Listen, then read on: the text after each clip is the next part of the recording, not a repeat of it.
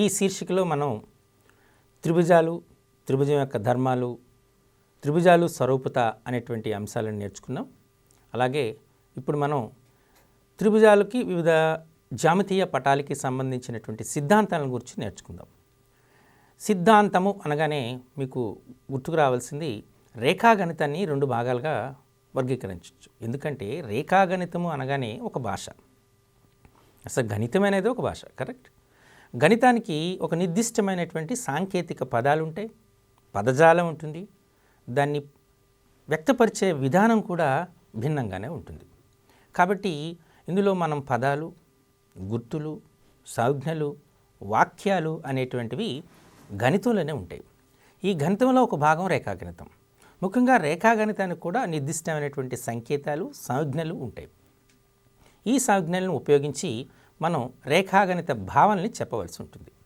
అయితే పదాలు, ఇప్పుడు మనం త్రిభుజం తీసుకున్నాం, బిందువు తీసుకున్నాం, రేఖాఖండం తీసుకున్నాం, వృత్తం తీసుకున్నాం, వృత్తజా అన్నాము, ఇలా వృత్తచాపము, ఇవన్నీ పదాలు. ఈ ఒక్కొక్క పదానికి నిర్దిష్టమైనటువంటి నిర్వచనం అనేటువంటి ఉంటుంది కదా. అలానే వాక్యాలు తీసుకుందాం. ఈ వాక్యాలు తీసుకుంటే వాక్యాలని 2 రకాలుగా వర్గీకరణ చేయడం జరిగింది. వీటిని పరిచయ కార్యక్రమంలోనే చెప్పాను. ఈ వాక్యాల్ని మొదటిది సిద్ధాంతము, రెండవది స్వీకృతము అనేటువంటి 2 రకాలుగా వర్గీకరణ చేయడం జరిగింది. స్వీకృతము అంటే it's a self evident fact which does not require any kind of proof and explanation. అది స్వయం సత్యమైనటువంటి వాక్యం. దానికి ఏ విధమైనటువంటి ఉపపత్తి కానీ వివరణ కానీ అవసరం లేదు. 3 సరేఖీయాలు కానిటువంటి బిందువులు గుండా ఒక వృత్తాన్ని గీయొచ్చు. ఏదైనా ఒక సరళ రేఖకు ఒక నిర్దిష్టమైన బిందువు ఇచ్చినప్పుడు దాని గుండా గీయగలిగినటువంటి సమాంతర రేఖల సంఖ్య 1. ఇలా మనం కొన్ని వాక్యాలను చెప్పామంటే ఆ వాక్యాలని మనం స్వీకృతాలు అంటారు. అంతేనా? మరి సిద్ధాంతం అంటే ఏమిటి? It's a conditional statement which requires proof and explanation. ఇది ఒక నియమం ఆధారంగా నిర్దిష్టమైనటువంటి పరిధులు కలిగినటువంటి ఒక వాక్యం. It's a self evident fact is called axiom. A conditional statement అంటే నిర్దిష్టమైనటువంటి నియమాలను అనుసరించినటువంటి ప్రవచనం. Which requires proof and explanation. దానికి ఉపపత్తి కావాలి, వివరణ కావాలి.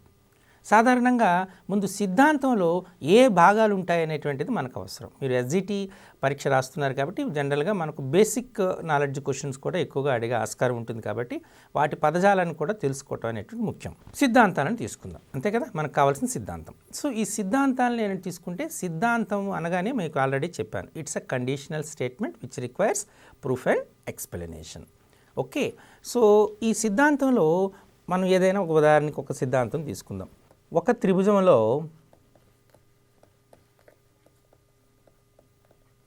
3 కోణాల మొత్తం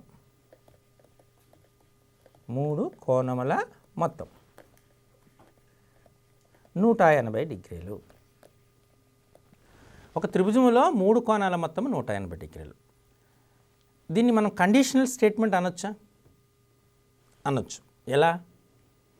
ఇది ఒక త్రిభుజములో ఈ వాక్యము కేవలము త్రిభుజానికి మాత్రమే సత్యం, మిగతా అన్ని జ్యామితీయ పటాలకు వర్తించదు. అంటే ఇక్కడ కండిషన్ ఏంటి? త్రిభుజము కదా. ఒక త్రిభుజములో 3 కోణాల మొత్తం. సో మీరు సిద్ధాంతం ఒప్పుకున్నారు, ఓకే. మరి త్రిభుజములో 3 కోణాల మొత్తం 180 డిగ్రీలు అన్నారు. ఇందులో మొదటి భాగం, త్రిభుజములో 3 కోణాలు, ఈ మొదటి భాగము దత్తాంశం అవుతుంది. వాటి మొత్తము 180 డిగ్రీలు సారాంశం అవుతుంది. దత్తాంశము, సారాంశం. అర్థమైందా? సో జనరల్గా చెప్తున్నాడు అంటే ముందు దత్తాంశం ఉంటుంది, తర్వాత సారాంశం ఉంటుంది. అంటే దత్తాంశ సారాంశాలతో నిర్మితం అవుతుంది ఈ వాక్యం.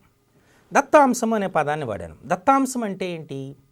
దేన్నైతే మనము నిరూపించవలసి ఉంటుందో దాన్ని సారాంశం అంటారు.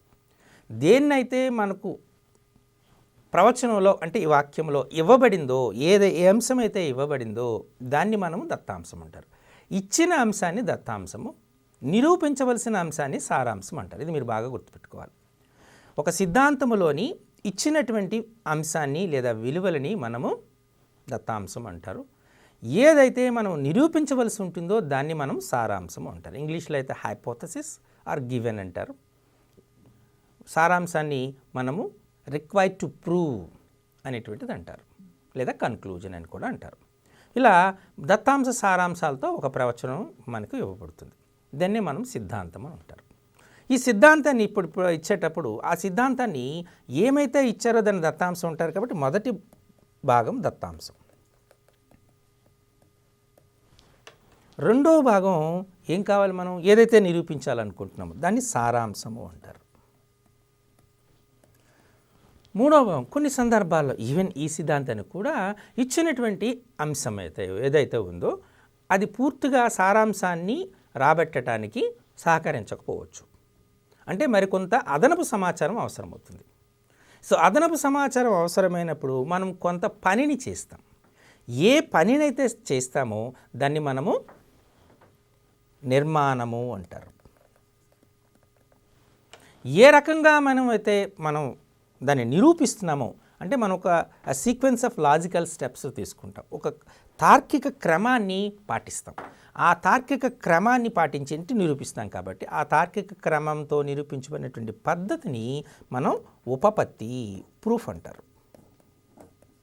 ఇలా ఏదైనా ఒక సిద్ధాంతంలో 4 అంశాలు ఉంటాయి. ఒక సిద్ధాంత నిరూపణలో 4 అంశాలు ఉంటాయి: దత్తాంశము, సారాంశము, నిర్మాణము, ఉపపత్తి.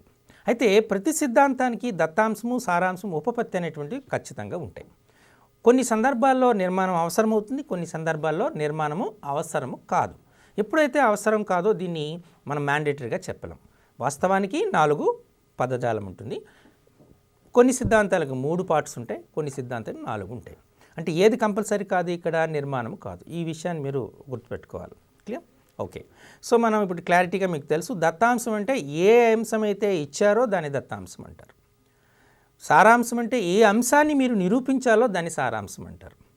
నిర్మాణము అంటే మనకు నిరూపించడానికి కావలసినటువంటి సమాచారము దత్తాంశంలో లభ్యం కాకపోతే మనం అదనపు సమాచారం కోసము కొంత నిర్మాణ ప్రక్రియను చేస్తాం. సమాంతర రేఖను గీయటము, లంబ సమద్విఖండన రేఖను గీయటము, కోణ సమద్విఖండన రేఖను గీయటము, పొడిగించటము, ఒక రేఖాఖండాన్ని పొడిగించటం, ఇటువంటి పనులు మనం చేస్తాం. ఆ చేసినటువంటి పనుల్ని జనరల్గా మనం డాటెడ్ లైన్స్తో సూచిస్తాం. అంటే ఇచ్చిన దానికి మనం చేసినటువంటి నిర్మాణానికి గుర్తింపుగా చేస్తాం. దాన్ని నిర్మాణము అంటారు. మూడవది ఉపపత్తి. ఉపపత్తి అంటే ఏ క్రమంలో మనమైతే నిరూపిస్తున్నామో అంటే అక్కడ ఒక తార్కిక క్రమం ఉంటుంది. ఆ మొత్తాన్ని మనం ఉపపత్తి అంటారు. ఈ రకంగా ఈ 4 పదాలను ఉపయోగించి మనం సిద్ధాంతాన్ని నిరూపిస్తాం. ఈ సిద్ధాంత నిరూపణ అనేటువంటిది మీకు అవసరం లేదు, ఎందుకంటే మీరు ఎగ్జామినేషన్ పాయింట్ ఆఫ్ వ్యూలో ప్రిపేర్ అవుతున్నారు. కాబట్టి ఆ పదజాలను గురించి మీకు పరిచయం చేశాను. మీకు కొన్ని సందర్భాల్లో సింపుల్గా ప్రశ్నాపత్రం ఉందనుకోండి, ఒక సిద్ధాంతంలో ఇచ్చినటువంటి అంశాన్ని ఏమంటారు అంటే దత్తాంశం అనేటువంటి అని కూడా అడగచ్చు. లేదా ఈ వాక్యంలోనేటువంటి ఈ సిద్ధాంతంలోని ఈ దత్తాంశం ఏంటి, లేదా ఈ సిద్ధాంతంలోని సారాంశం ఏంటి అనే ప్రశ్న కూడా వచ్చే ఆస్కారం ఉంటుంది. కాబట్టి ఆ దత్తాంశాన్ని, సారాంశాన్ని మీరు గుర్తించవలసి ఉంటుంది. సాధారణంగా మొదటి వాక్యం అనేటువంటిది దత్తాంశం ఉంటుంది, చివరి వాక్యం అనేటువంటిది అంటే ఇచ్చిన వాక్యంలో మొదటి భాగము దత్తాంశం, రెండవ భాగము సారాంశం. ఇది మ్యాండేటరీ కాదు. అంటే సాధారణంగా మీరు పోల్చుకోవటానికి ఒక ఉదాహరణగా చెప్తున్నాను. క్లియర్? ఓకే. ఇప్పుడు మనం సిద్ధాంతాన్ని వివిధ సిద్ధాంతాలను గురించి చేద్దాం. మొదటిగా ముందు త్రిభుజాలకు సంబంధించినటువంటి సిద్ధాంతాలను గురించి నేర్చుకుందాం. త్రిభుజం ఇప్పుడు మీకు చెప్పినటువంటి మొదటి సిద్ధాంతం, త్రిభుజములోని 3 కోణాల మొత్తము 180 డిగ్రీలు. త్రిభుజంలో 3 కోణాల మొత్తం 180 డిగ్రీలు. దీన్ని యాంగిల్ సమ్ ప్రాపర్టీ అని అంటారు కూడా. ఇది సిద్ధాంతం అని కూడా అంటారు. యాంగిల్ సమ్ ప్రాపర్టీ అనేటువంటి అంటారు, దీన్ని సిద్ధాంతం అని అంటారు. ఏ త్రిభుజం తీసుకున్నా మనకు త్రిభుజంలోని 3 కోణాల మొత్తము 180 డిగ్రీలు అవుతుంది. క్లియర్? ఇది మొదటి సిద్ధాంతం. ఇప్పుడు రెండవది, ఒక త్రిభుజం తీసుకున్నారు. ఆ త్రిభుజం యొక్క ఏదైనా ఒక భుజాన్ని, ఏబీసీ అనేటువంటి ఒక త్రిభుజం తీసుకున్నారు. ఆ త్రిభుజం యొక్క భుజాన్ని పొడిగించారు. ఎంతవరకు? డి అనేటువంటి బిందువు వరకు పొడిగించారు. ఎప్పుడైతే డి అనే బిందువు వరకు పొడిగించారో మనకు ఒక కోణం ఏర్పడుతుంది. ఈ ఏర్పడినటువంటి కోణం ఏదైనా ఒక భుజాన్ని, త్రిభుజంలో ఒక భుజాన్ని పొడిగించగా ఏర్పడు కోణాన్ని బాహ్య కోణము అంటారు. బాహ్య కోణం. మిగిలిన 3 కోణాలని మనం ఏమంటాం అంతర్కోణాలు అంటారు. ఇక్కడ మనం దీన్ని ఫర్ ఎగ్జాంపుల్ ఈ కోణాలని పేరు పెట్టుకున్నాం అనుకోండి, దీన్ని 1, దీన్ని 2, దీన్ని 3, దీన్ని 4 అనుకున్నాం అనుకోండి. అనుకుంటే ఇక్కడ 1, 2, 3ని అంతర కోణాలు అంటారు, అంటే లోపల ఉన్నాయి, ఇన్సైడ్ ఉన్నాయి కాబట్టి. అలాగే 4ని బాహ్య కోణము అంటారు. అంతర్కోణాలు బాహ్య కోణాలు అంటారు. అయితే 4 దృష్ట్యా అంటే బాహ్య కోణం దృష్ట్యా 1, 2ని అంతరాభిముఖ కోణాలు అంటారు. 1, 2ని మనము అంతరాభిముఖ కోణాలు అంటారు. అలాగే 4ని బాహ్య కోణము అంటారు. అయితే ఇవి మూడిటికి మధ్య సంబంధం అవుతుంది. ఈ బాహ్య కోణము అంతరాభిముఖ కోణాల మొత్తానికి సమానము. ఒక త్రిభుజములో ఒక భుజాన్ని పొడిగించగా ఏర్పడు బాహ్య కోణము దాని అంతరాభిముఖ కోణాల మొత్తానికి సమానం. ఈ సిద్ధాంతాన్ని అడుగుతారు, లేదా అంటే సిద్ధాంతానికి సంబంధించినటువంటి ప్రశ్నని అడుగుతారు. ఫర్ ఎగ్జాంపుల్ మీకు ఇప్పుడు ఒక ట్రయాంగిల్ ఇలా ఇచ్చారు, ఏబిసిడి అనేటువంటి ఒక ట్రయాంగిల్ ఇచ్చారు. ఈ ఏబిసిడి అనేటువంటి ట్రయాంగిల్ ఇస్తే మనకు ఈ కోణాన్ని 120 డిగ్రీస్గా ఇచ్చారు, ఈ కోణాన్ని 60 డిగ్రీస్గా ఇచ్చారు. ఈ కోణాన్ని 120, ఈ కోణాన్ని 60గా ఇవ్వడం జరిగింది. అయితే ఈ కోణాన్ని 50 డిగ్రీస్గా ఇచ్చారు. యాంగిల్ ఏ విలువ ఎక్స్ అన్నారు, ఎక్స్ ఈజ్ ఈక్వల్ టు ఎంత అన్నారు. దీన్ని 2 పద్ధతుల్లో మనం సాధించవచ్చు, కాబట్టి జాగ్రత్తగా అబ్జర్వ్ చేయండి. ఇది 60, ఇది 120, ఎక్స్ 50 అని ఇచ్చారు.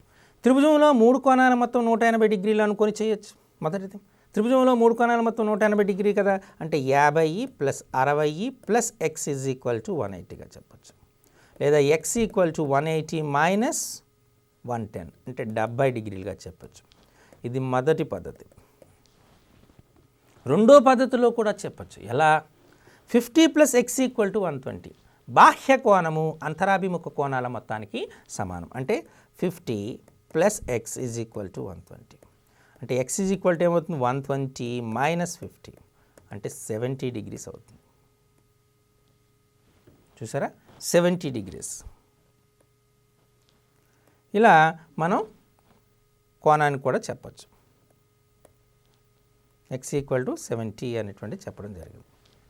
Clear? X is equal to 70 degrees. ఈ రకంగా మనం కోణాలని చెప్పే ఆస్కారం అంటూ ఉంటుంది. అంటే అది అంతరాభిముఖ కోణాల మొత్తము బాహ్య కోణానికి సమానం, అంటే బాహ్య కోణం అంతరాభిముఖ కోణాల మొత్తానికి సమానం. లేదా త్రిభుజంలోని 3 కోణాల మొత్తము 180 డిగ్రీలని చెప్పచ్చు. ఇదే ప్రశ్నని ఇంకో రకంగా కూడా అడిగే ఆస్కారం ఉంటుంది. అంటే కావాలంటే మరోసారి చూడండి. ఇప్పుడు మనం వేరే త్రిభుజం తీసుకుందాం. ఏబిసి ఇచ్చాడు, 30, ఓకే, 70 ఇచ్చాడు. ఇది ఎక్స్ అన్నాడు. ఎక్స్ విలువ ఎంత అన్నాడు. మీరు నేరుగా ఆన్సర్ వేసుకోవచ్చు. ఎక్స్ ఈజ్ ఈక్వల్ టు ఎంత అవుతుంది? ఈ 30 + 70, 30 + 70 100 అవుతుంది. సో 100 డిగ్రీస్ అని చెప్పవచ్చు. క్లియర్? ఇదే సమస్యని మరో రకంగా కూడా అడగవచ్చు. ఎలా అంటే ఈ కోణాలు ఏమీ ఇవ్వాల, దిస్ ఇస్ 40 అన్నాడు, దీన్ని ఎక్స్ అన్నాడు, ఎక్స్ విలువ ఎంత అన్నాడు. ఇక్కడ ఈ కోణాలతో మనకు సంబంధమే లేదు. అప్పుడు మనకేమవుతుంది? కావాలి ఎక్స్ వాల్యూ ఏమవుతుంది? ఇక్కడ రేఖీయ ద్వయము లీనియర్ పేర్ కాన్సెప్ట్ వాడాలి. అంటే 40 + X is equal to 120, sorry 40 + X equal to 180. రేఖీయ ద్వయం కదా, కాబట్టి ఎక్స్ ఈజ్ ఈక్వల్ టు ఏమవుతుంది? 180 - 40 అంటే 140 అవుతుంది. చూసారా? అంటే నేరుగా వచ్చేసవచ్చు.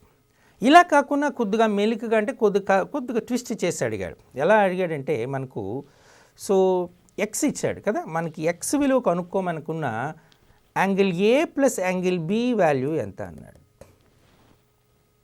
Angle A + angle B. ఇప్పుడు ఎక్స్ వాల్యూ దేనికి సమానం అవుతుంది? Angle A + angle B. Angle A + angle B equal to ఎంత అవుతుంది? 140 అవుతుంది అని నేరుగా చెప్పొచ్చు. ఈ రకంగా చిన్న చిన్న ప్రశ్నలకు కూడా మనకు అడిగే ఆస్కారం ఉంటుంది. ఇది నాన్ మ్యాథమెటిక్స్ వాళ్ళ ప్రిపరేషన్ దృష్టిలో పెట్టుకొని ఈ కాన్సెప్ట్స్ మీకు చెప్తూ ఉన్నాను, ఎస్జిటి కాన్సెప్ట్స్. కాబట్టి మీరు ఒక ప్రశ్నని ఎన్ని రకాలుగా అడగొచ్చు అనేటువంటిది ఉదాహరణకి ఇది చెప్తున్నాను. మీకు సిద్ధాంతం తెలియాలి, సిద్ధాంతంపై ఆధారపడినటువంటి సమస్యలు కూడా తెలియాలి. ఓకే, ఇప్పుడు మరో సిద్ధాంతం చూద్దాం. సిద్ధాంతం 3 అనుకోండి. అంటే ఇది ఆర్డర్ ఏమీ అని కాదు, ఒక సిద్ధాంతాన్ని మనం చూద్దాం. సో మనం ఒక త్రిభుజం తీసుకున్నారు కదా. ఒక త్రిభుజం తీసుకుంటే ఒక త్రిభుజంలోని 3 కోణాల మొత్తము 180 డిగ్రీలు అని చెప్పాను. అవి ఏంటి? అక్కడ అంతర కోణాలన్నింటిని గుర్తుపెట్టుకోవాలి. అంతర కోణానికి కోణం అని చెప్తే సరిపోతుంది. అందులో పెద్దగా మనం అంతర కోణము అని ప్రత్యేకించి చెప్పవలసిన పని లేదు. కానీ బాహ్య కోణం అని చెప్పేటప్పుడు ఖచ్చితంగా బాహ్య కోణం అనే పదాన్ని వాడాలి. ఇప్పుడు అంతర కోణాల మొత్తం 180 డిగ్రీలు అని చెప్పాను కదా. మరి బాహ్య కోణాల మొత్తము ఎంత? బాహ్య కోణాల మొత్తమే ఎంత అన్నది. బాహ్య కోణాల మొత్తం అని తీసుకున్నప్పుడు త్రిభుజము తీసుకున్నాం. అయితే ఈ బాహ్య కోణాల మొత్తాన్ని అన్ని త్రిభుజాలకి లెక్క కట్టలేము. మనం కేవలము చెప్పేటటువంటిది క్రమ త్రిభుజంలోనే చెప్పగలుగుతాం. క్రమ త్రిభుజము అంటే అర్థము ఆ త్రిభుజములోని 3 కోణాల మొత్తము 180 డిగ్రీలు, ప్రతి కోణము 60 డిగ్రీలు అవుతుంది. అంటే ఖచ్చితంగా ఆ త్రిభుజము సమబాహు త్రిభుజం అయి ఉండాలి. ఇప్పుడు సమబాహు త్రిభుజంలో ప్రతి కోణం ఎంత అవుతుంది? 60 డిగ్రీస్, ఇక్కడ 60 డిగ్రీస్, ఇక్కడ 60 డిగ్రీస్, అంతేనా? దీన్ని పొడిగిస్తే వచ్చినటువంటి 120 డిగ్రీస్, దీన్ని పొడిగిస్తే 120 డిగ్రీస్, అలాగే ఇక్కడ పొడిగిస్తే 120 డిగ్రీస్. అంటే బాహ్య కోణాల మొత్తం ఎంత అవుతుంది? 360 డిగ్రీలు. చూసారా? అంటే ఒక త్రిభుజం అని ఇక్కడ చెప్పలేం. సమబాహు త్రిభుజంలోని అంతర్కోణాల మొత్తం 180 డిగ్రీలు, బాహ్య కోణాల మొత్తము 360 డిగ్రీలు. ఇక్కడ ప్రశ్నను ఎలా అడగచ్చు అంటే ఒక సమబాహు త్రిభుజంలోని అంతర్కోణాల మొత్తానికి బాహ్య కోణాల మొత్తానికి మధ్య గల సంబంధం ఏంటి అంటే బాహ్య కోణము అంతర్కోణాల మొత్తానికి రెట్టింపు ఉంటుంది అని చెప్పచ్చు. లేదా ఒక సమబాహు త్రిభుజంలో అంతర్కోణాల మొత్తం x అయితే బాహ్య కోణాల మొత్తము విలువ ఎంత అని అడగచ్చు. అంటే ఇది x కాబట్టి అక్కడ ఏమవుతుంది? 2x. లేదా బాహ్య కోణాల మొత్తము x అయితే అంతర్కోణాల మొత్తం విలువ ఎంత అంటే x/2 అవుతుంది. ఇలా ప్రశ్నను అడిగేటువంటి ఆస్కారం ఉంటుంది కాబట్టి వీటిని గుర్తుపెట్టుకోవాలి. ఓకే, మరొక సిద్ధాంతం చూద్దాం. ఏదైనా ఒక త్రిభుజం తీసుకున్నారు, దీన్నే మనము ప్రాథమిక అనుపాత సిద్ధాంతము, తేల్స్ సిద్ధాంతం అంటారు. ప్రాథమిక అనుపాత సిద్ధాంతం, ప్రాథమిక అనుపాత సిద్ధాంతం, దీన్నే తేల్స్ సిద్ధాంతం అంటారు. ఇక్కడ ప్రాథమిక అనుపాత సిద్ధాంతం, తేల్స్ సిద్ధాంతం అనేది ఫెమిలియర్ అయింది. ఇది అందరికీ తెలిసిన చాలా ఫెమిలియర్ సిద్ధాంతం. మనం ఒక త్రిభుజం తీసుకున్నారు, ఏబిసి అనేటువంటి త్రిభుజం. ఒక భుజానికి సమాంతరంగా రేఖ గీశారు, డిఈ అనేటువంటి రేఖ గీశారు. ఇది దేనికి సమాంతరంగా ఉంటుంది? బీసీకి సమాంతరంగా ఉండేదని ఇలా యారో మార్క్స్తో సూచిస్తారు. ఒక త్రిభుజములో ఒక భుజానికి సమాంతరంగా గీయబడిన రేఖ మిగిలిన 2 భుజాలని ఒకే నిష్పత్తిలో విభజిస్తుంది. దీన్ని ప్రాథమిక అనుపాత సిద్ధాంతం అంటారు. మీకు పరీక్షల్లో జనరల్గా సింబాలిక్ ఫామ్లోనే ఉంటుందే తప్ప ఈ స్టేట్మెంట్ రూపంలో ఉండదు. కాబట్టి సింబాలిక్ ఫామ్ కూడా మీరు తెలుసుకోవాలి. ముందుగా స్టేట్మెంట్ ఏంటి? ఏదైనా ఒక త్రిభుజంలో ఒక భుజానికి సమాంతరంగా గీయబడిన రేఖ మిగిలిన 2 భుజాలని ఒకే నిష్పత్తిలో విభజిస్తుంది. అంటే ఇక్కడ ఏమవుతుంది?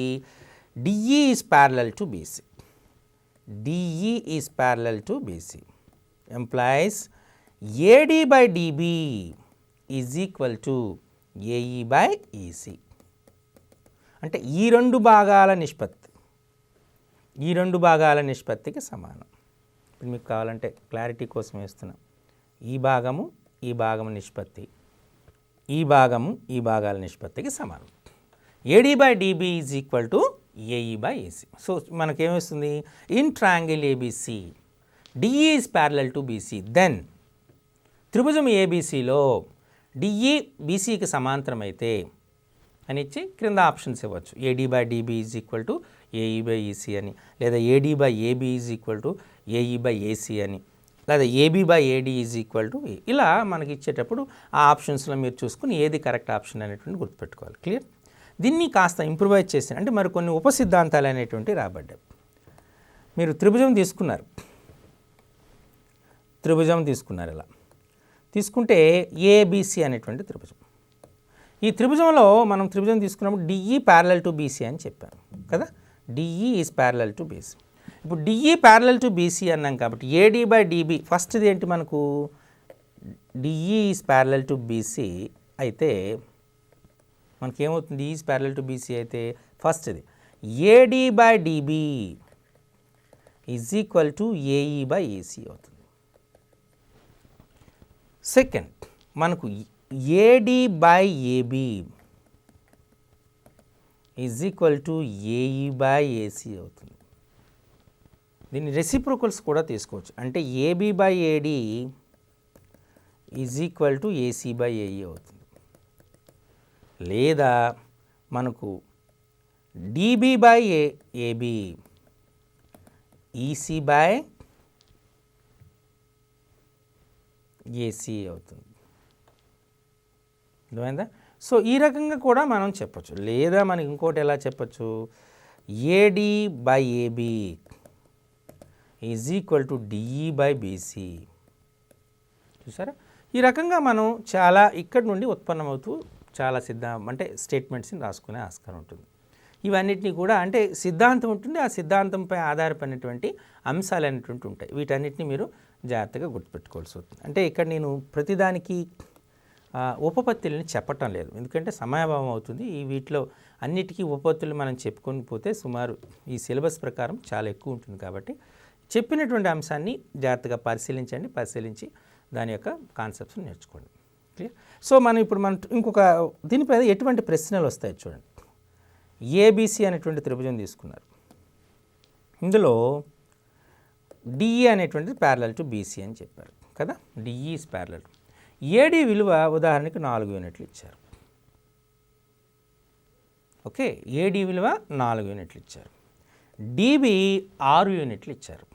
ఏడి విలువ 4 యూనిట్లు, డిబి విలువ 6 యూనిట్లు ఇచ్చారు. ఇచ్చేటప్పుడు మనకు అడిగినటువంటిది ఏంటి అంటే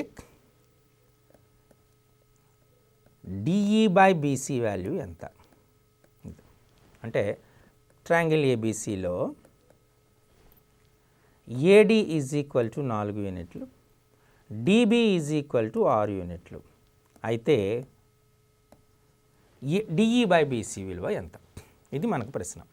సో మనం ఇక్కడ ఎప్పుడైతే DE is parallel to BC ఏందో ఇచ్చాడో మనకి ఇంతకు ముందే చెప్పాను, ట్రయాంగిల్ ఏడి అనేటువంటి ట్రయాంగిల్ ఏబీసీ అనేటువంటిది స్వరూప త్రిభుజాలు అవుతాయి. ఎందుకంటే ఈ కోణము ఈ కోణానికి సమానం అవుతుంది, ఈ కోణము ఈ కోణానికి సమానం అవుతుంది. కాబట్టి ఎప్పుడైతే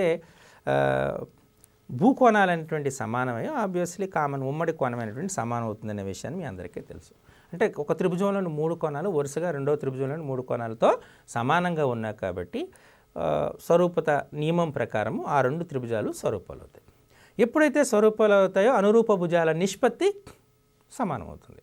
సో అనురూప భుజాలు ఇక్కడ అనురూప భుజాలు ఏడి ఏబి అనేటువంటి అనురూప భుజాలు అవుతాయి. డిఈ బీసీ అనురూప భుజాలు అవుతాయి. ఏడి 4 యూనిట్లు, ఏబి 6 యూనిట్లు, డిబి 6 యూనిట్లు. కాబట్టి ఈ రెండింటినీ కలిపితే వచ్చేదే ఏబి. కాబట్టి 4 + 6 అంటే 10 యూనిట్లు అవుతుంది.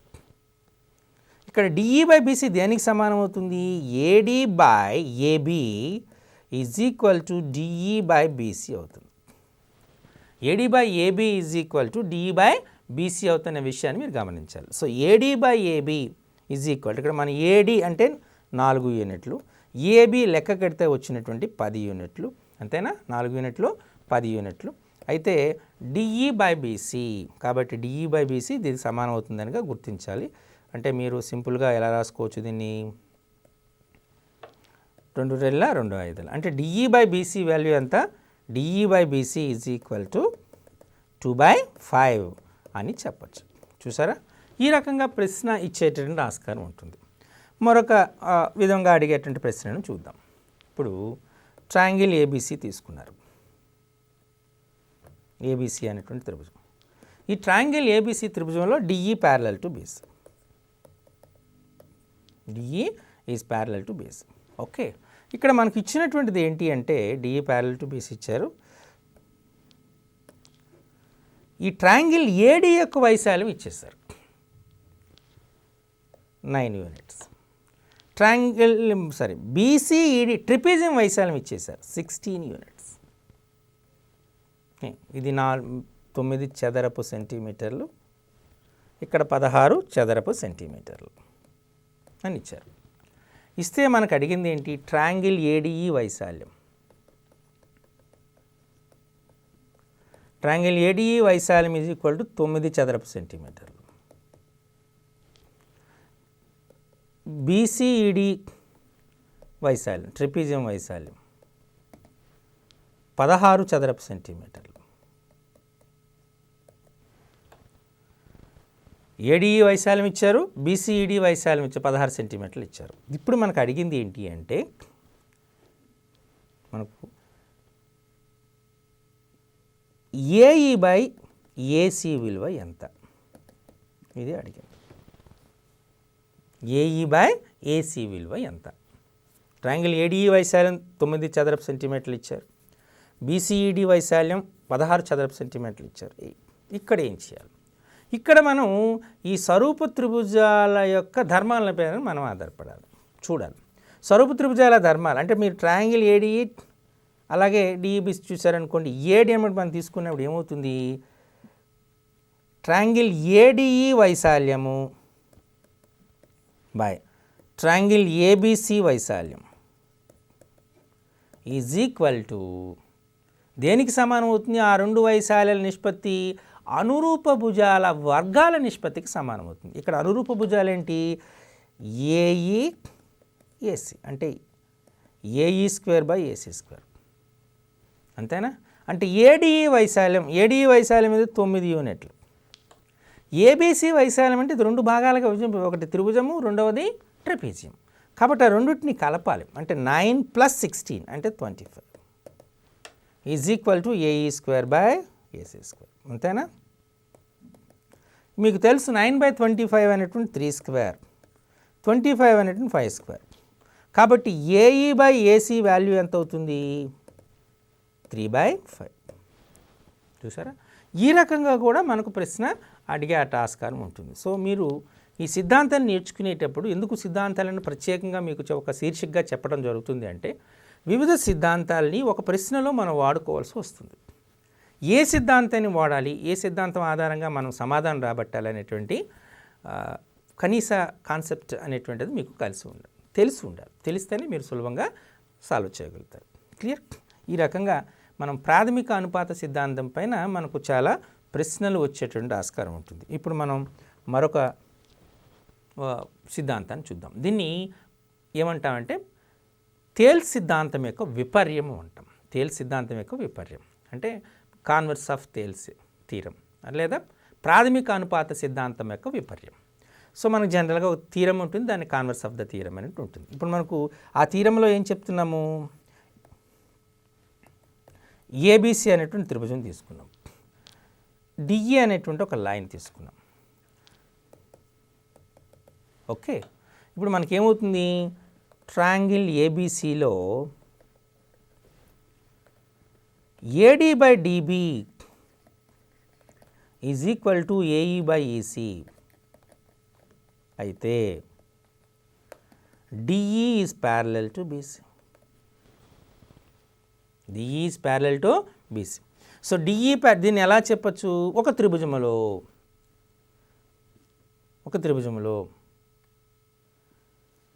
రెండు భుజాలని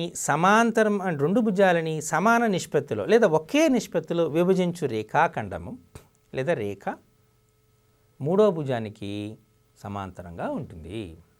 అంటే ఇంతకుముందు చూడండి, విపర్యానికి సిద్ధాంతానికి విపర్యానికి మధ్య సంబంధాన్ని మీరు జాగ్రత్తగా అబ్జర్వ్ చేయండి. అక్కడ మనము దత్తాంశము సారాంశం, మొదటి వాక్యము దత్తాంశం, రెండవది సారాంశం అంటాం. విపర్యంలో సారాంశమే దత్తాంశం అవుతుంది, దత్తాంశమే సారాంశం అవుతుంది. అక్కడ మనకి DE is parallel to BC అన్నారు కదా, ఇది మనకు దత్తాంశం ఇచ్చిన అంశం అయింది ఇప్పుడు ప్రాథమిక అనుపాత సిద్ధాంతం. దాని విపర్యంలో మనం DE is parallel to BC అనేటువంటి నిరూపించవలసి ఉంటుంది. అంటే ఇక్కడ మనకేమైంది? DE is parallel to BC సారాంశమైంది. అది సిద్ధాంతం యొక్క విపర్యానికి మధ్య ఉన్నటువంటి సంబంధం.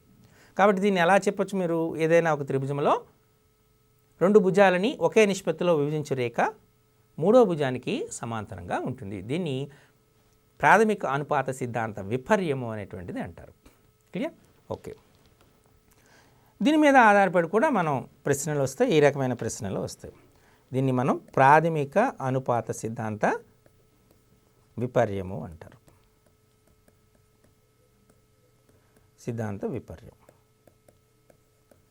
ఓకే, సో మనం మరొక సిద్ధాంతాన్ని చూద్దాం.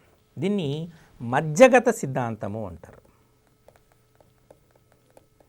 మధ్యగత సిద్ధాంతం, మిడ్ పాయింట్ థియరీ అంటారు. దీని మిడ్ పాయింట్ థియరీ అంటే ట్రయాంగిల్ ఏబిసి తీసుకున్నారు. ఒక భుజం యొక్క మధ్య బిందువు గుండా, అంటే ఇది ఏడి అనుకుందాం, DB is equal to AD. ఒక భుజం యొక్క మధ్య బిందువు గుండా రెండో భుజానికి సమాంతరంగా గీయబడినటువంటి రేఖ DE is parallel to BC మూడో భుజాన్ని సమద్విఖండన చేస్తుంది. దీన్ని మధ్యగత సిద్ధాంతము అంటారు. ఇప్పుడు మనకి ఏమొస్తుంది, ఇచ్చినటువంటి అంశం ఏంటి అంటే AD is equal to DB triangle ఏబిసిలో, DE is parallel to BC, అయితే AE is equal to EC. దీన్ని మనం ఈ రకంగా చెప్పచ్చు. ట్రయాంగిల్ ఏబిసిలో AD is equal to DB, DE is parallel to BC, అయితే AE is equal to EC అవుతుంది. దాన్నే మనం సిద్ధాంత రూపంలో చెప్పాలనుకోండి, వాక్య రూపంలో చెప్పాలనుకోండి, అప్పుడు మధ్యగత సిద్ధాంతం ఏమవుతుంది, ఒక త్రిభుజములో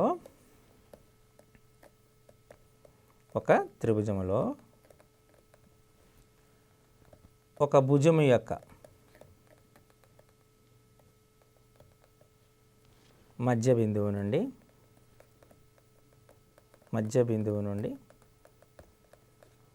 రెండవ భుజానికి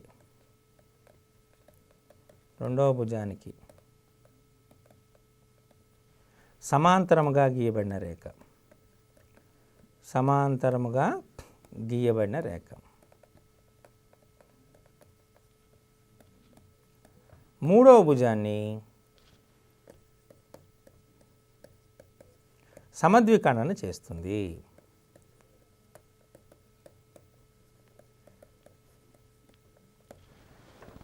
ఇది మధ్యగత సిద్ధాంతం. ఒక త్రిభుజంలో ఒక భుజం యొక్క మధ్య బిందువు నుండి రెండవ భుజానికి సమాంతరంగా గీయబడిన రేఖ మూడవ భుజాన్ని సమద్విఖండన చేస్తుంది.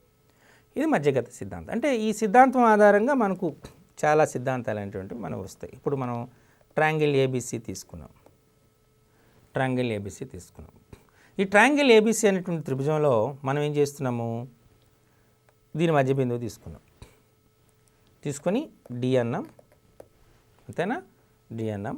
దీనికి ప్యారలల్గా ఒక లైన్ గీసాం, దెన్ ఏ అన్నాం. మనకు తెలుసు AD by DB is equal to AE by AC. అక్కడ మనకు నిష్పత్తి ఏమవుతుంది, 1:1 అవుతుంది, అంతేనా. 1:1 అంటే ఈ రెండు నిష్పత్తులు అని ఉంటాయి. ఈ సిద్ధాంతాన్ని ఆధారంగా చేసుకుని ఇప్పుడు మనం ఇదొక బిందువు తీసుకుందాం, దీని యొక్క మధ్య బిందువు. ఈ మధ్య బిందువు నుండి దీనికి సమాంతరంగా గీసాం, ఎక్కడ కనిపిస్తుంది. అలాగే అంటే ఈ రెండు రేఖలు సమాంతరం. ఇలా ఇక్కడ మధ్య బిందువు తీసుకున్నాం, అంతేనా, దీన్ని తీసుకున్నాం, దీన్ని కలిపేటప్పుడు దీనికి సమాంతరంగా గీసాం, అంటే ఇవి సమాంతరంగా ఉంటాయి. ఇప్పుడు మనకు ఒక త్రిభుజం వచ్చింది, డిఈ, దీన్ని ఏమనుకున్నాము, డిఈఎఫ్ అనుకుందాం ఫర్ ఎగ్జాంపుల్, డిఈఎఫ్. ఇక్కడ మనకు డిఈఎఫ్ అనేటువంటిది ట్రయాంగిల్ ఏడిఈకి, ట్రయాంగిల్ డిబిఎఫ్కి, ట్రయాంగిల్ ఈఎఫ్సికి, ఈ 4 త్రిభుజాలు సర్వసమానాలు అవుతాయి. ట్రయాంగిల్ ఏడి అంటే ఈ 4 త్రిభుజాలు సర్వసమానమే కాకుండా డిఈఎఫ్ యొక్క వైశాల్యము ట్రయాంగిల్ యొక్క ఏబిసి యొక్క వైశాల్యంలో 4వ వంతు ఉంటుంది. అంటే ట్రయాంగిల్ డిఈఎఫ్ వైశాల్యము is equal to 1/4 of triangle ABC వైశాల్యం. చూసారా, ఈ రకంగా మనం దాని అప్లికేషన్ని మనం చెప్పచ్చు. అంటే కొన్ని సందర్భాలు ఏమొస్తాయి, ట్రయాంగిల్ డిఈఎఫ్ వైశాల్యం ఏదో ఫర్ ఎగ్జాంపుల్ 6 యూనిట్స్ అని ఇచ్చాడు. కాబట్టి ట్రయాంగిల్ డిఎఫ్ వైశాల్యం 6 యూనిట్స్ అయితే ట్రయాంగిల్ ఏబిసి వైశాల్యం ఎంత? అప్పుడు ట్రయాంగిల్ ఏబిసి వైశాల్యం ఎంత అవుతుంది, 6 × 4 అంటే 24 యూనిట్స్. సో ట్రయాంగిల్ ఏబిసి వైశాల్యం 24 యూనిట్స్. లేదా దీన్ని మనం మీ అందరికీ తెలుసు, దీన్ని ఏమంటారంటే మధ్య బిందువులను కలుపగా ఏర్పడినటువంటి త్రిభుజాన్ని మీడియల్ ట్రయాంగిల్ అంటారు. అంటే త్రిభుజం యొక్క వైశాల్యము 24 చదరపు యూనిట్లు అయితే దాని యొక్క మీడియల్ ట్రయాంగిల్ యొక్క వైశాల్యం ఎంత అని అడగచ్చు. అప్పుడు మీడియల్ ట్రయాంగిల్ వైశాల్యం అవుతుంది, అందులో 4వ వంతు ఉంటుంది, అంటే 24/4 అంటే 6 చదరపు యూనిట్లు ఉంటుందని ఇలా ప్రశ్న వచ్చేటువంటి ఆస్కారం ఉంటుంది. కాబట్టి మీరు వీటిని జాగ్రత్తగా పరిశీలించవలసింది. ఓకే, ఎప్పుడైతే మధ్యగత సిద్ధాంతం చెప్పుకున్నామో మరి మధ్యగత సిద్ధాంత విపర్యం అనేది ఉంటుంది. ఇప్పుడు మధ్యగత సిద్ధాంత విపర్యం, ఇప్పుడు మధ్యగత సిద్ధాంత విపర్యం అంటే ఇప్పుడు ట్రయాంగిల్ ఏబీసీ తీసుకున్నారు. ఈ ట్రయాంగిల్ ఏబీసీ తీసుకుంటే ఈ ట్రయాంగిల్ ఏబీసీలో మనకు డిఈ అనేటువంటి ఏబిఏసీ లెక్క మధ్య బిందువులు అనుకోండి. దాన్ని కలిపేటువంటి రేఖాఖండం డిఈ మూడో భుజానికి సమాంతరంగా ఉంటుంది. అంటే మనకి ఏమొస్తుంది, AD is equal to DB, AE equal to EC అయితే DE is parallel to BC, DE equal to half BC అవుతుంది ట్రయాంగిల్ ఏబీసీ. ట్రయాంగిల్ ఏబీసీలో AD is equal to DB అంటే ఈ రెండు సమానంగా ఉన్నాయి. ఏఈ ఈక్వల్ టు ఈసీ ఈ రెండు సమానంగా ఉన్నాయి. అప్పుడు మనకి ఏమవుతుంది, DE is parallel to BC, DE is equal to half BC. దీన్ని వాక్య రూపంలో చెప్పాలి అనుకుంటే ఒక త్రిభుజములో రెండు భుజాల మధ్య బిందువులు కలిపే రేఖాఖండము మూడో భుజానికి సమాంతరంగాను అందులో సగం ఉంటుంది అనేటువంటిది దీని అర్థం. చూసారా, అంటే ఇప్పుడు మనం దీన్ని ఒక వాక్య రూపంలో రాద్దాం అనుకోండి. అంటే ఏం చేయాలి, మనం మధ్యగత సిద్ధాంతం యొక్క విపర్యానికి ఒక త్రిభుజములో రెండు భుజాల మధ్య బిందువులని కలిపే రేఖాఖండం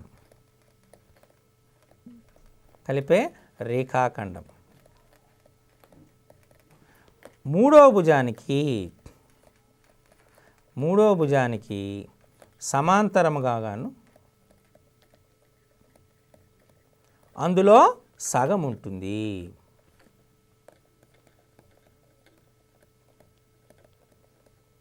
అని చెప్పచ్చు. ఏదైనా ఒక త్రిభుజం తీసుకున్నారు, ఆ త్రిభుజంలో రెండు భుజాల మధ్య బిందువులు కలిపే రేఖాఖండం మూడో భుజానికి సమాంతరంగాను అందులోని సగం ఉంటుంది. దీన్నే మనము మధ్యగత సిద్ధాంత విపర్యము అంటారు. మధ్యగత సిద్ధాంత విపర్యం అంటారు. దీనిపైన మనకు చాలా రకాలైనటువంటి ప్రశ్నలు వచ్చేటువంటి ఆస్కారం ఉంటుంది. ఇప్పుడు మనం చూద్దాం. ట్రయాంగిల్ ఏబీసీ అనేటువంటి త్రిభుజం ఇచ్చారు. ఈ ట్రయాంగిల్ ఏబీసీ అనే త్రిభుజంలో మనకు తీసుకున్నారు DE is parallel to BC అని అన్నారు, AD is equal to DB, AE is equal to EC అన్నారు.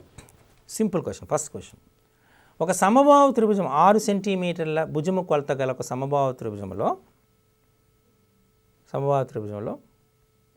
భుజాల యొక్క ఏవైనా రెండు భుజాల యొక్క మధ్య బిందువులను కలిపే రేఖాఖండం యొక్క పొడవు ఎంత? 6 సెంటీమీటర్ల భుజము కొలతగా కలిగిన ఒక సమబాహు త్రిభుజంలో ఏదైనా రెండు భుజాల యొక్క మధ్య బిందువులు కలిపే రేఖాఖండం యొక్క పొడవు ఎంత? ఏమవుతుంది? 6 సెంటీమీటర్లు అన్నారు. అంటే బీసీ విలువ 6 సెంటీమీటర్లు. మరి బీసీ విలువ 6 సెంటీమీటర్లు అయితే డిఈ విలువ ఎంత అవుతుంది? DE is equal to half of BC అంటే 3 సెంటీమీటర్లు అవుతుంది. అలా కాకుండా ఏవైనా రెండు భుజాల మధ్య బిందువులు కలిపే రేఖాఖండం యొక్క పొడవు 4 సెంటీమీటర్లు అయితే ఆ సమబాహు త్రిభుజం యొక్క భుజము కొలత ఎంత అని అనొచ్చు. అప్పుడు ఇది 4 కాబట్టి దానికి రెట్టింపు ఉంటుంది కాబట్టి 4 రెళ్ళ 8 సెంటీమీటర్లు అవుతుంది. ఈ రకంగా మీకు ప్రశ్నలు వచ్చేటటువంటి ఆస్కారం ఉంటుంది. సింపుల్గా ఉంటాయి క్వశ్చన్స్. అంటే మీకు కాన్సెప్ట్ తెలుసా తెలియదా అనేటువంటిదని పరిశీలించడానికి వీటిపైన ప్రశ్నలు వచ్చాయి. ఇంకాస్త అప్లికేషన్ క్వశ్చన్స్ కూడా ఉన్నాయి. వీటిపైన ముందు ఈ సిద్ధాంతాలని ఒక పరిచయాన్ని చేస్తున్నాను కాబట్టి ఒక్కొక్క దాని మీద ఆధారపడి 1, 2 లేదా ప్రశ్నల్ని మనం అడిగేటువంటి ఆస్కారం ఉంటుంది. ఇక్కడ మనం క్లారిటీగా చెప్పుకోవాలంటే ట్రయాంగిల్ ఏడిఈ, ట్రయాంగిల్ ఏబీసీ ఇప్పుడు మీరు చూసేటప్పుడు ట్రయాంగిల్ ఏడిఈ, ట్రయాంగిల్ ఏబిసి అనేటువంటి మీరు తీసుకుంటే సిమిలర్ ట్రయాంగిల్స్ అని క్లారిటీగా కూడా ఇక్కడ కూడా చెప్పవచ్చు. అంతే కదా. వాటిని కూడా అంటే ప్రాథమిక అనుపాత సిద్ధాంత భావనను కూడా ఉపయోగించి కొన్నిసార్లు మనకు అడగచ్చు. సో ఇది మధ్యగత సిద్ధాంతము, మధ్యగత సిద్ధాంతం యొక్క విపర్యం. ఓకే, ఇప్పుడు మరొక సిద్ధాంతాన్ని చూద్దాం. మరొక సిద్ధాంతం అంటే ఇక్కడ మనకు ఉన్నటువంటి సిద్ధాంతాన్ని తీసుకుంటే ఏబిసి అనేటువంటి ఒక త్రిభుజం, దాని ఒక మధ్యగత రేఖ రాసి గీశారు. ఫర్ ఎగ్జాంపుల్ బీడీ అనేటువంటిది మధ్యగత రేఖ అనుకుందాం. ఇప్పుడైతే బీడీ అనేటువంటి మధ్యగత రేఖ అవుతుందో, ఒక త్రిభుజములో ఒక శీర్షము నుండి దాని ఎదుటి భుజానికి గీయబడినటువంటి ఎదుటి భుజానికి లేదా ఎదుటి భుజం యొక్క మధ్య బిందువుని కలిపే రేఖాఖండం మధ్యగతం అంటారు. ఏదైనా ఒక త్రిభుజంలో మధ్యగత రేఖ ఆ త్రిభుజాన్ని రెండు సమాన వైశాల్యాలు కలిగిన త్రిభుజముగా విభజిస్తుంది. దీన్ని యాక్సెప్ట్ చేస్తారా? దీనికి కారణం ఏంటి అంటే, ఫర్ ఎగ్జాంపుల్ ఎత్తు తీసుకుందాం, ఇది హైట్ అనుకుందాం, ఫర్ ఎగ్జాంపుల్ ఏఎక్స్ అనేది, అంతేనా. ఇప్పుడు మనం ట్రయాంగిల్ ఏబిడి వైశాల్యం కావాలి. ట్రయాంగిల్ ఏబిడి వైశాల్యం ఈ త్రిభుజం, ఈ ట్రయాంగిల్ ఏబిడి వైశాల్యం ఏమవుతుంది? మనం ట్రయాంగిల్ ఏబిడి వైశాల్యం తీసుకుంటే ఆఫ్ బేస్ అంటే బీడీ, అంతేనా, into of base BD into AX ఎత్తు.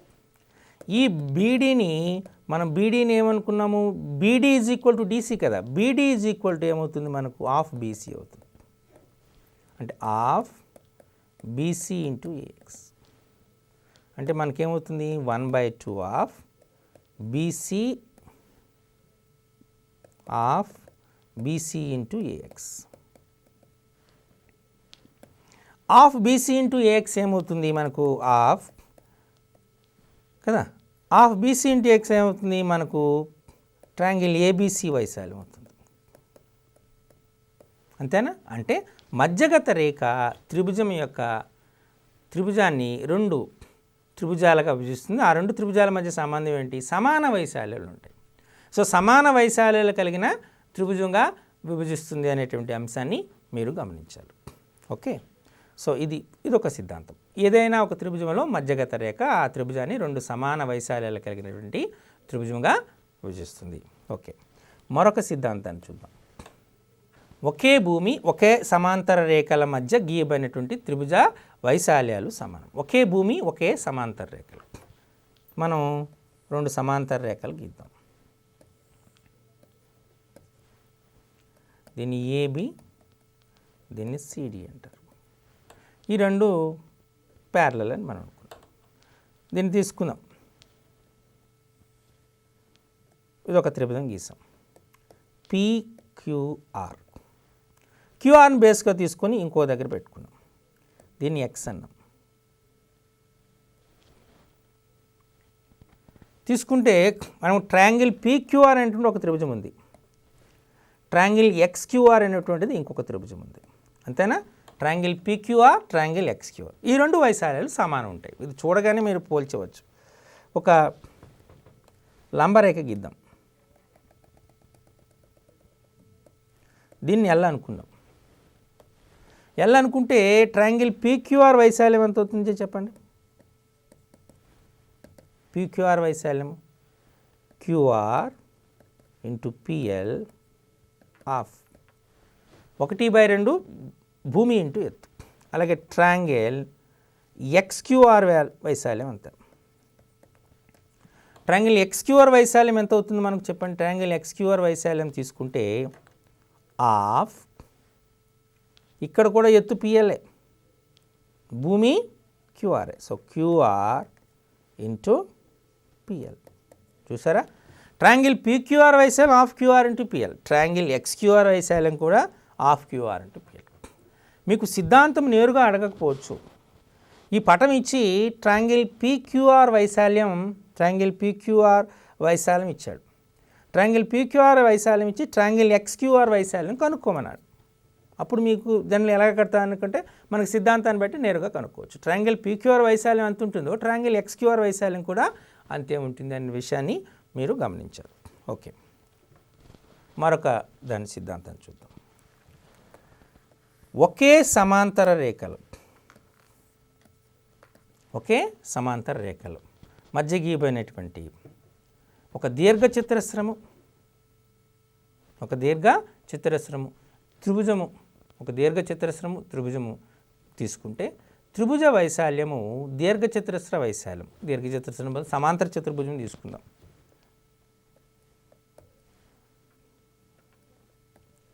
ఒక సమాంతర చతుర్భుజం గీస్తాం మనం.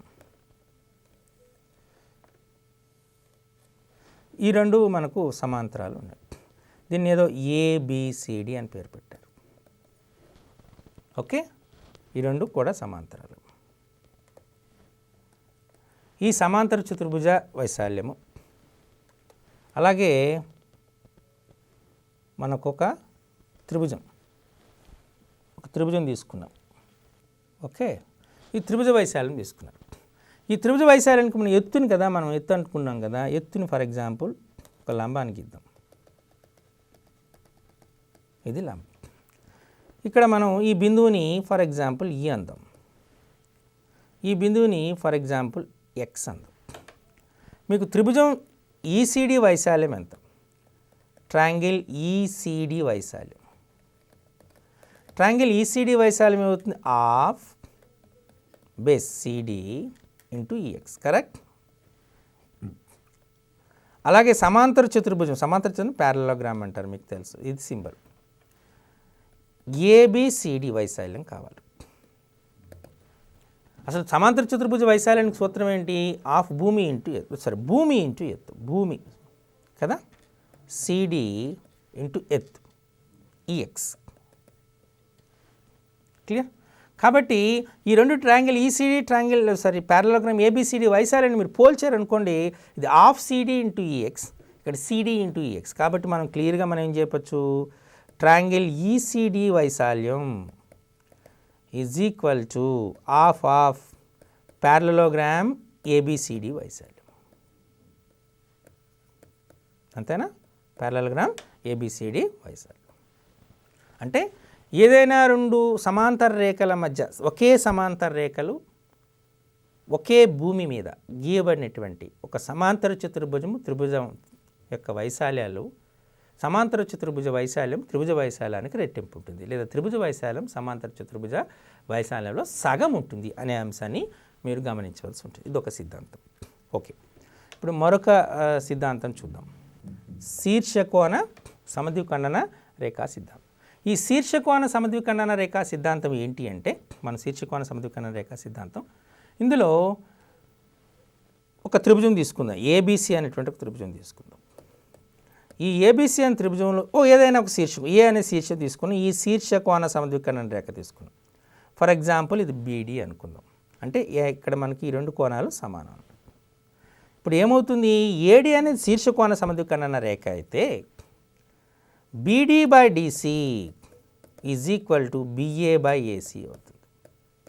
అంటే ఒక త్రిభుజములో ఒక శీర్షకోణం యొక్క సమద్విఖండన రేఖ దాని ఎదుటి భుజాన్ని విభజించే నిష్పత్తిలో మిగతా రెండు భుజాల నిష్పత్తి ఉంటుంది. దీన్ని శీర్షకోణ సమద్విఖండన రేఖ సిద్ధాంతం అంటారు. అదేంటో ఎలానో రాద్దాం. శీర్షకోణ సమద్విఖండన రేఖా సిద్ధాంతం అంటే ఒక త్రిభుజములో శీర్షకోణ సమద్విఖండన రేఖ ఎదుటి భుజాన్ని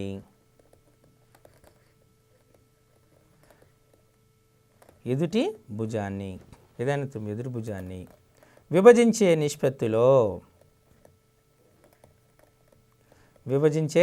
నిష్పత్తిలో మిగిలిన రెండు భుజాల నిష్పత్తి ఉంటుంది. దీన్ని మనం శీర్షకోణ సమద్విఖండన రేఖా సిద్ధాంతం, శీర్షకోణ సమద్విఖండన రేఖా సిద్ధాంతం అంటారు. ఇక్కడ మీరు కోణాన్ని అంతర్కోణంగా మీరు గమనించవలసి ఉంటుంది. చూసారా? అంటే ఏదైనా ఒక త్రిభుజం తీసుకున్నారు, ఆ త్రిభుజంలో శీర్షకోణం ఏదైతే ఎదురుగా ఉన్నటువంటి కోణం, ఈ శీర్షకోణం యొక్క సమద్విఖండన రేఖ దాని ఎదుటి భుజాన్ని మిగిలిన రెండు భుజాల నిష్పత్తిలో విభజిస్తుంది. దీన్ని శీర్షకోణ సమద్విఖండన రేఖా సిద్ధాంతం. అంటే ఫర్ ఎగ్జాంపుల్ మీకు ఇదే సిద్ధాంతం పైన మనకు ప్రశ్న ఎలా వస్తుంది అంటే, ఏబిసి అని ఒక త్రిభుజం తీసుకున్నారు. యాంగిల్ ఏ అనేటువంటి శీర్షకోణం, ఏడి అనేటువంటిది శీర్షకోణం, యాంగిల్ ఏ యొక్క శీర్షకోణ సముద్రం. ఇప్పుడు బీడీ అనేటువంటిది ఫర్ ఎగ్జాంపుల్ 2:3 నిష్పత్తిలో ఉన్నాయి. సో ఏబి బై ఏసీ ఎంత, ఆర్ ఏబి:ఏసీ ఎంత? ఇక్కడ ఇచ్చింది ఏంటి, ఏడి సమద్వికర్ణ రేఖ, యాంగిల్ ఏ యొక్క సమద్వికర్ణ రేఖ. బీడీ:డీసీ, బీడీ:డీసీ ఈజ్ ఈక్వల్ టు ఎంత, 2:3. అయితే ఏబి:ఏసీ ఎంత? ఇది క్వశ్చన్. బీడీ:డీసీ ఈక్వల్ టు 2:3 అనుకున్నాం కదా, కాబట్టి ఏబి:ఏసీ వాల్యూ ఎంత అవుతుంది, 2:3 అవుతుంది. అంటే ఇది ఈ సిద్ధాంతం పైన డైరెక్ట్ అప్లికేషన్. క్లియర్? అంటే విలువని ఇచ్చేసాడు, విలువలను ఇచ్చి మనకు కట్టమన్నాడు. లేదా అంటే బీడీ వాల్యూ డీసీ వాల్యూ ఇస్తాడు, బీడీ వాల్యూ ఇస్తాడు, డీసీ వాల్యూ ఇస్తాడు. ఇప్పుడు బీడీ వాల్యూ డీసీ ఇచ్చి ఏబి:ఏసీ అని అడుగుతాడు. ఫర్ ఎగ్జాంపుల్ బీడీ 5 యూనిట్స్ తీసుకోండి, డీసీ 10 యూనిట్స్ తీసుకోండి. తీసుకునేటప్పుడు మన ఏబి:ఏసీ ఏంటంటే 5:10 అంటే 1:10 అని 1:2గా చెప్పడం జరుగుతుంది. మరికొన్ని అంశాలని, మరికొన్ని సిద్ధాంతాన్ని, వాటిపై ఆధారపడినటువంటి ప్రశ్నలను మరో శీర్షికలో నేర్చుకుందాం. అంతవరకు సెలవు.